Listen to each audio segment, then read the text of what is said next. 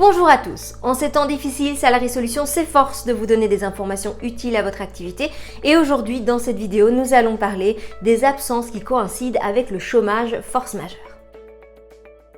Rappelons d'abord que pour bénéficier de l'allocation de l'ONEM en cas de force majeure due au Covid-19, il faut être apte au travail, ne pas avoir de rémunération, ne pas avoir de revenus de remplacement et ne pas avoir atteint l'âge de 65 ans, sauf si le travailleur n'a pas de pension.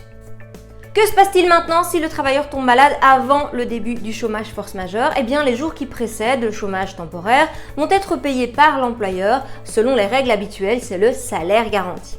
Pour les jours d'incapacité qui coïncident avec le chômage temporaire, eh bien, c'est la mutuelle qui va prendre le salaire du travailleur en charge. Le travailleur devra envoyer un certificat à la mutuelle dans les 48 heures et en avertir son employeur.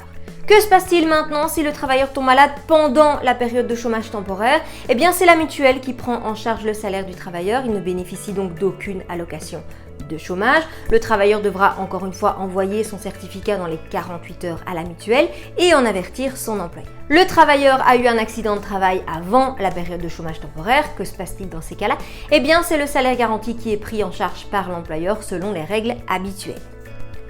Un travailleur mis en quarantaine a droit au chômage force majeure à condition que la quarantaine provienne d'une mesure prise par l'autorité, d'un renvoi au domicile par le médecin du travail ou d'un certificat du médecin généraliste. Le travailleur ne peut pas travailler car il y a une indication sérieuse de contamination ou un membre de la famille sous le même toit est contaminé et il y a un risque de contamination pour les autres travailleurs. En ce qui concerne le congé de maternité, eh bien c'est le congé de maternité qui prime sur le chômage temporaire. Il n'y a donc pas de chômage temporaire durant cette période. Et pour les jours fériés, eh bien ils sont rémunérés par l'employeur s'ils tombent dans les 14 jours qui suivent le début du chômage temporaire. Pour les vacances annuelles, il n'y a aucune allocation de chômage qui tombe durant cette période. Il faut donc déclarer les vacances légales.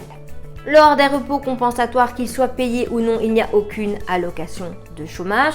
Et durant le congé parental et les créditants, c'est la même chose. La priorité est donnée au congé parental ou aux créditants. Il n'y a donc aucune allocation durant cette période. Enfin, comment cela se passe-t-il pour les étudiants et les apprentis? Eh bien, les étudiants n'ont pas droit au chômage force majeure. Un salaire garanti est donc normalement à charge de l'employeur. Enfin, le contrat des apprentis est suspendu durant la crise du Covid-19.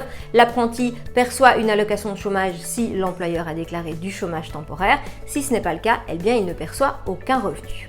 Et voilà, c'est tout pour ces informations utiles et relatives à la crise du coronavirus. N'hésitez pas à vous rendre sur notre site internet www.salarysolutions.be pour d'autres informations utiles sur le sujet. Vous retrouvez également en barre d'infos notre fiche pratique relative à cette vidéo dans laquelle vous allez pouvoir retrouver toutes les informations données durant cette vidéo. Et puis moi, je vous dis à très bientôt.